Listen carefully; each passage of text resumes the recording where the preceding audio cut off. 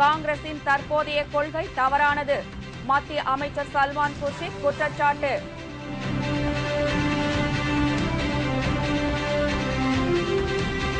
முதல்வர் பதவியிலிருந்து சதானந்தா கவுடாவை நீக்கியதற்கு ஒக்கலிகா சமூகத்தினர் கடும் எதிர்ப்பு. பெங்களூருவில் நாளை பந்த் நடத்த அழைப்பு.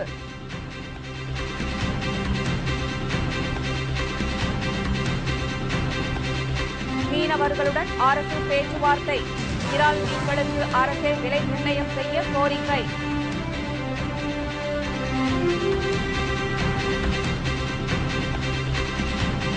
அவசர பயணம் மேற்கொள்வதற்கான தட்கல் டிக்கெட் முறைகேடு ஒழிப்பு. எளிதாக தட்கல் டிக்கெட் கிடைத்ததால் பயணிகள் மகிழ்ச்சி.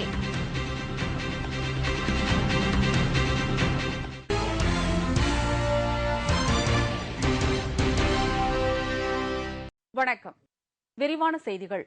காங்கிரஸ் கட்சி திசை தெரியாமல் பயணித்துக் கொண்டிருப்பதாக மத்திய சட்ட அமைச்சரும் அக்கட்சியின் மூத்த தலைவருமான சல்மான் குர்ஷித் கூறியிருப்பது பரபரப்பை ஏற்படுத்தியுள்ளது. ஆங்கில நாளிதழ் ஒன்றிற்கு அவர் அளித்துள்ள பேட்டியில் பிரதமர் மன்மோகன் சிங்கால் மத்திய அரசை மட்டுமே வழிநடத்த முடியும் என்று கூறியுள்ளார். காங்கிரஸ் கட்சியில் புதிய மாற்றத்தை ஏற்படுத்த மன்மோகன் சிங்கால் இயலாது என்றும் குர்ஷித் குறிப்பிட்டுள்ளார். காங்கிரஸ் பொதுச் செயலாளர் ராகுல் காந்தியின் செயல்பாடுகள் திருப்தி அளிக்கும் வகையில் மட்டுமே இருப்பதாகவும் அவர் கூறியுள்ளார். மத்திய அரசு மற்றும் காங்கிரஸ் கட்சியில் வெளிப்படையாக பொறுப்புகளை ஏற்க ராகுல் காந்தி தயங்குவதாகவும் சல்மான் குர்ஷித் தெரிவித்துள்ளார்.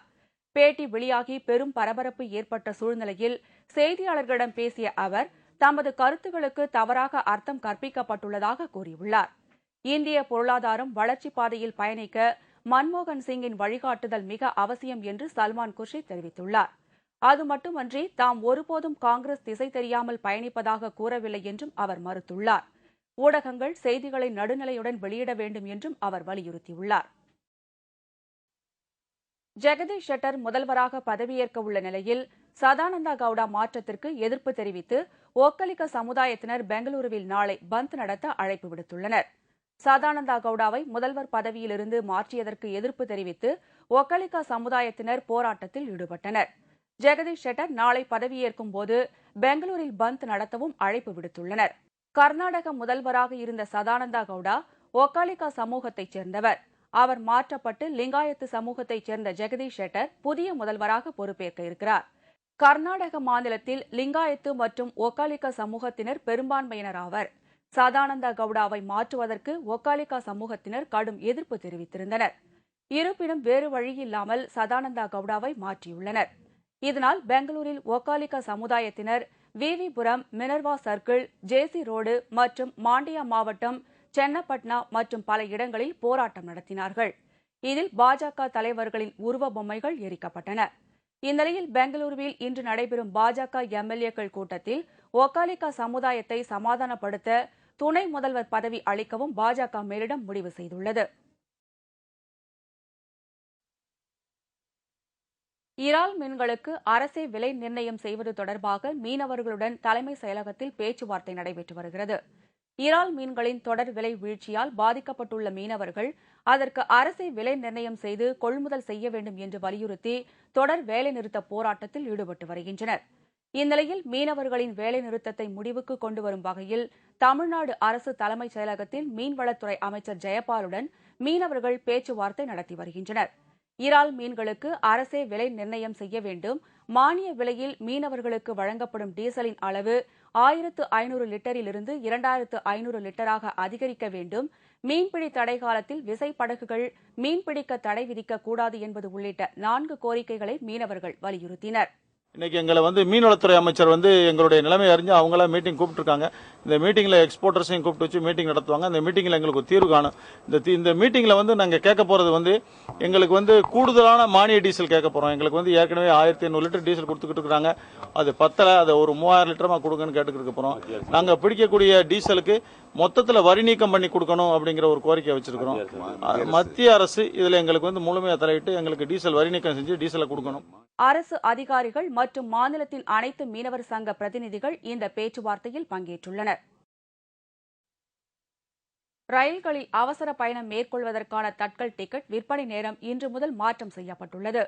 பொதுமக்கள் பலரும் இது தங்களுக்கு பயனுள்ளதாக அமைந்துள்ளது என்று கருத்து தெரிவித்துள்ளனர்.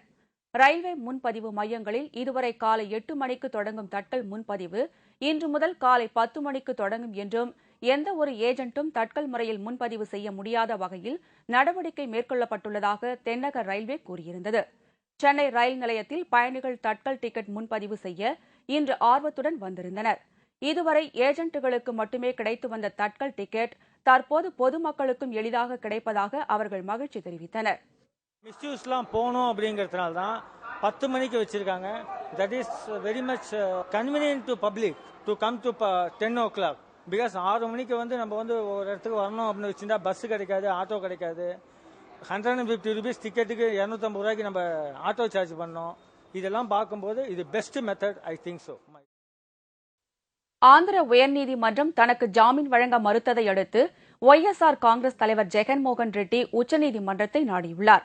வருமானத்திற்கு அதிகமாக சொத்து சேர்த்துள்ளதாக கடப்பா தொகுதி நாடாளுமன்ற உறுப்பினரும் ஒய்எஸ்ஆர் காங்கிரஸ் தலைவருமான ஜெகன்மோகன் ரெட்டி கடந்த மே மாதம் 27ஆம் தேதி கைது செய்யப்பட்டார். 1 மாதத்திற்கும் மேலாக சிறைவாசம் அனுபவித்து வரும் ஜெகன்மோகன் ரெட்டி சொத்து குவிப்பு வழக்கில் தனக்கு ஜாமீன் வழங்குமாறு ஆந்திர உயர்நீதிமன்றத்தில் மனு தாக்கல் செய்திருந்தார். இந்த வழக்கில் அவருக்கு ஜாமீன் வழங்க உயர்நீதிமன்றம் மறுத்துவிட்டது. ஜாமீன் வழங்கினால் அரசியலில் தனக்குள்ள செல்வாக்கை பயன்படுத்தி சாட்சிகளை கலைத்து விடுவார் என்ற காரணத்திற்காக அவரது ஜாமீன் மனுவை உயர்நீதிமன்றம் நிராகரித்துவிட்டது. இந்நிலையில் இந்த வழக்கில் ஜெகன்மோகன் ரெட்டி உச்சநீதிமன்றத்தில் தனக்கு ஜாமீன் வழங்க கோரி நேற்று மனு தாக்கல் செய்துள்ளார். அந்த மனுவில் அரசியல் காரணத்திற்காக தனக்கு ஜாமீன் வழங்க மறுப்பதை ஏற்றுக்கொள்ள முடியாது என்று குறிப்பிட்டுள்ளார். விஷம் வைத்து கொல்லப்பட்டதாக எழுந்த சர்ச்சையை தொடர்ந்து பாலஸ்தீன விடுதலை இயக்கத்தின் தலைவர் யாசர் அராபத்தின் உடலை மீண்டும் பிரேத பரிசோதனைக்காக தோண்டி எடுக்க அந்நாட்டின் அதிபர் முகமது அப்பாஸ் அனுமதி அளித்துள்ளார்.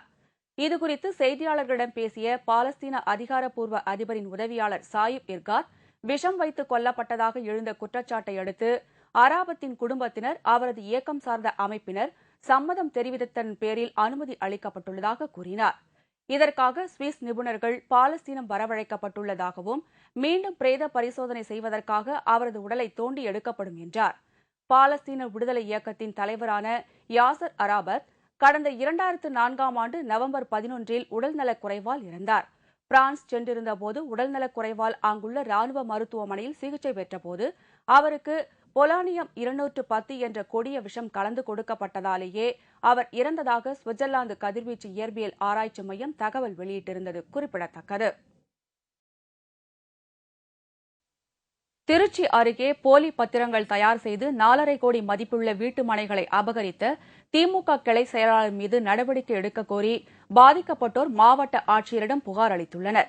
திருச்சியை அடுத்த திருவெரும்பூர் சோழாமாதேவி 86 பேருக்கு சொந்தமான 86 மனைகளை திமுக கிளை செயலாளர் ராஜேந்திரன் போலி ஆவணங்கள் மூலம் தமது பெயருக்கு மாற்றிவிட்டதாக புகார் எழுந்துள்ளது. தற்போது அந்த இடத்தை வேறு நபர்களுக்கு விற்பனை செய்ய ராஜேந்திரன் முயற்சி செய்து வருவதாகவும் கூறப்படுகிறது.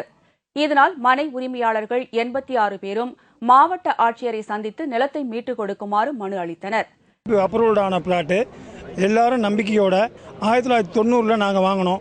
இப்போ ஒரு 25 வருஷத்துக்கு அப்புறம் 2009 எம் ராஜேந்திரன் ஒருத்தர் அவருடைய சகாக்களோடு சேர்ந்து அந்த நிலத்தை அபகரிச்சுக்கிட்டு எங்களுக்கு தான் சொந்தம்னு போலி பத்திரம், போலி பட்டா எல்லாமே தயார் பண்ணி அவர் எங்களுக்குன்னு ஊர்ஜிதம் பண்ணி போலி பத்திரத்தை காமிச்சு நிரூபிக்கிறாரு.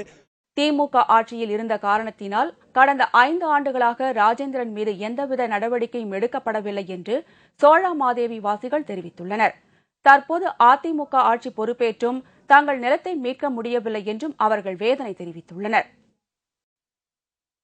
திருப்பூர் அருகே புதுப்பட திரைப்படங்களின் திருட்டு விசிடிக்களை விற்பனை செய்த 2 கைது செய்யப்பட்டுள்ளனர்.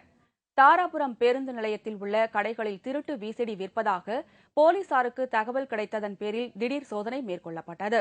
அப்போது அங்குள்ள கடைகளில் அண்மையில் வெளியான முரட்டு காளை, இஷ்டம், கலகலப்பு, மனம் கொத்தி பறவை உள்ளிட்ட பல்வேறு புதிய திரைப்படங்களின் சிடிக்கள் விற்பனை செய்து வந்தது கண்டுபிடிக்கப்பட்டது. இதையடுத்து திருட்டு விசிடி விற்பனை செய்த 2வரையும் போலீசார் கைது செய்தனர். மேலும் அவர்களிடமிருந்து 200க்கும் மேற்பட்ட திருட்டு விசிடிக்கள் பறிமுதல் செய்யப்பட்டன. போலீசாரின் திருட்டு விசிடிக்கு எதிரான இந்த நடவடிக்கை வெறும் கண்துடைப்பு என்றும் தாராபுரம் வாசிகள் தெரிவித்துள்ளனர். போதுமான அளவிற்கு லஞ்சம் கொடுக்காத காரணத்தினால்தான் குறிப்பிட்ட சில கடைகளில் மட்டும் போலீசார் சோதனை மேற்கொண்டு சீடிகளை பறிமுதல் செய்துள்ளதாக அவர்கள் புகார் தெரிவித்துள்ளனர்.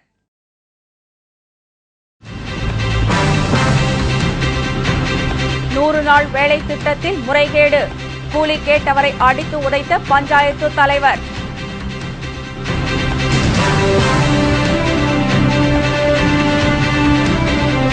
கம்பம் பகுதியில் 5000 ஏக்கர் நிலக்கடலை எள்ளு பயிர்கள் கருகும் அபாயம், நீர்ப்பாசனத்திற்கு ஏற்பாடு செய்ய கோரிக்கை மற்றும் பல செய்திகள் விளம்பர இடைவேளைக்கு பிறகு.